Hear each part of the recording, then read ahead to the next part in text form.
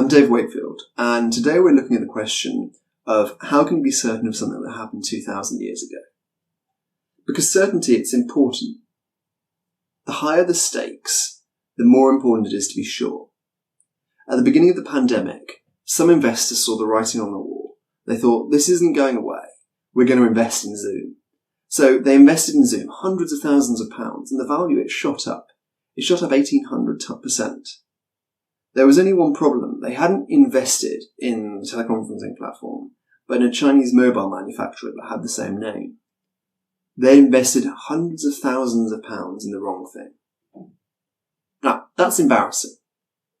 Christianity, it makes some big claims about how you should spend your money, how you should spend your life, what you should do, what happens after you die. And they all centre around the person of Christ. Who he is, what he said, what he did. If Christianity is true, if the claims they make are true, then your whole life turns upside down. But if Christianity isn't true, if Christ isn't who he said he is, then it falls. Now, you don't need to be an atheist to say that. The Bible says it. So, in the next 5 minutes, I'm going to do my best job to try and answer 3 questions. How can you know anything is true? Historically. Did Jesus exist? And did Jesus rise from the dead? First, I want to give you a little bit of background as to who I am. I did my bachelor's degree in philosophy, specialising in philosophy of religion and political philosophy.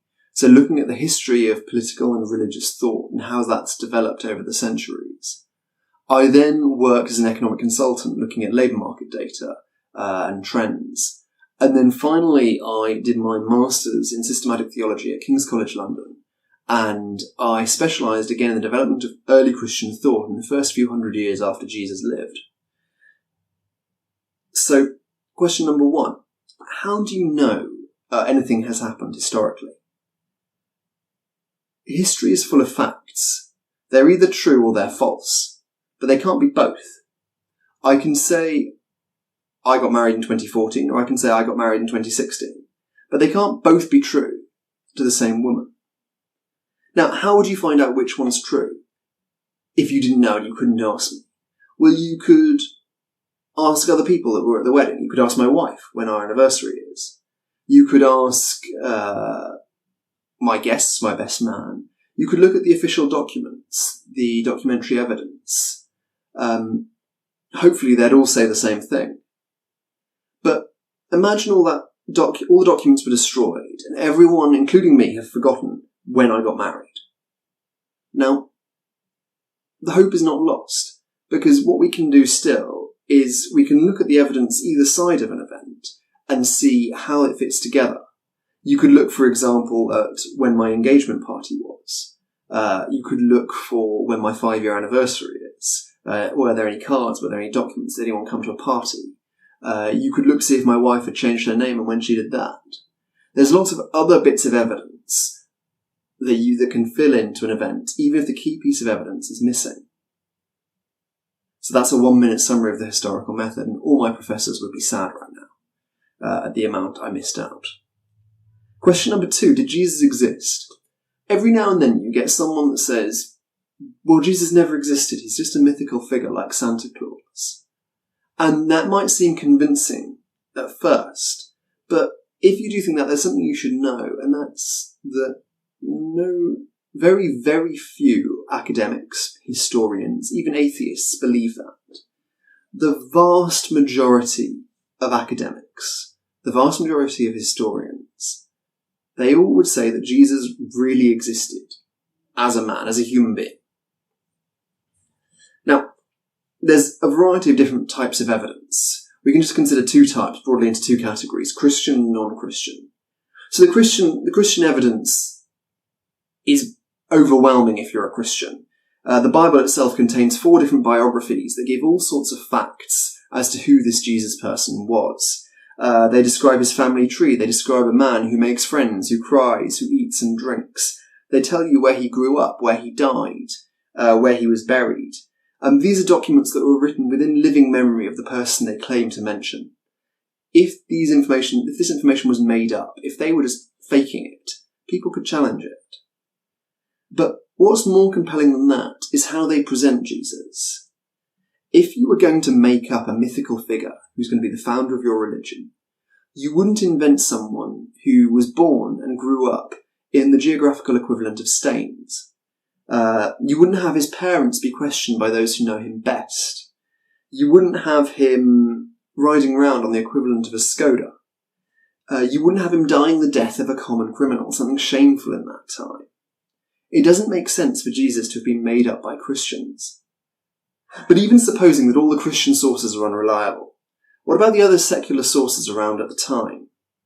Just pick two other writers at the time, non-Christian secular writers, Josephus and Tacitus. What bits of information could we get from them and pull together from the various sources? What picture do we get built up of Jesus from them? You'd learn, surprisingly quite a lot, that Jesus, he was the brother of James, that he was called the Messiah, he was a teacher, and that he was executed on a cross by Pontius Pilate, the governor of Judea. That's a fair amount of information from non-Christian sources who had no reason to lie. And that all fits in with what the Bible says. And the Bible, it goes a little bit further. The Bible says Jesus didn't just die, he wasn't just executed by Pontius Pilate, but that also, question 3, he rose from the dead. Now, I know for a lot of you, this is where you might start to switch off. This is where you'll start thinking, a human being rising from the dead, that's ridiculous. I'd never believe that unless I saw it with my own eyes. Now, unfortunately, video cameras, there weren't any around at the resurrection. Unsurprisingly, it was sort of 1900 years before they were invented. But what we do have is a series of facts confirmed by non-Christian writers, secular historians, which, whether you believe in the resurrection or not, you have to answer. You have to be able to fit them into some sort of mould. So fact number 1, we've already said Jesus was executed by the Romans. He was crucified in Jerusalem, the centre of the Jewish faith. No one seems to doubt that, secular historians and religious folk alike. And yet, point number 2, early Christians, soon after the death of Jesus, went around teaching that Jesus had risen from the dead and had appeared to over 500 people. They were willing to die for this belief. If it had been made up, if they hadn't seen Jesus rise from the dead, would they have been willing to die for it? Point number 3, I find this one particularly compelling. Jesus' own brother was willing to die for his belief in Jesus being God. I don't know if you've got siblings, but what would they have to do to convince you that they were God and that you would be willing to die for them and die for your belief that they are God? I don't know. Point number 4. Christianity, it then starts to grow, multiply massively throughout the Roman Empire, despite the authorities trying to clamp down on it. They were doing everything they can. They were killing Christians, they were persecuting them, they were breaking up churches. If the Romans, if anyone at that time had evidence that Jesus hadn't risen from the dead, that he hadn't done these things, why isn't it portrayed? Why do we not have the proof of it? Now, you can think the resurrection is ridiculous, but you need to look at some of these facts and think through for yourself what happened. Look, I know I've covered a lot in a short space of time.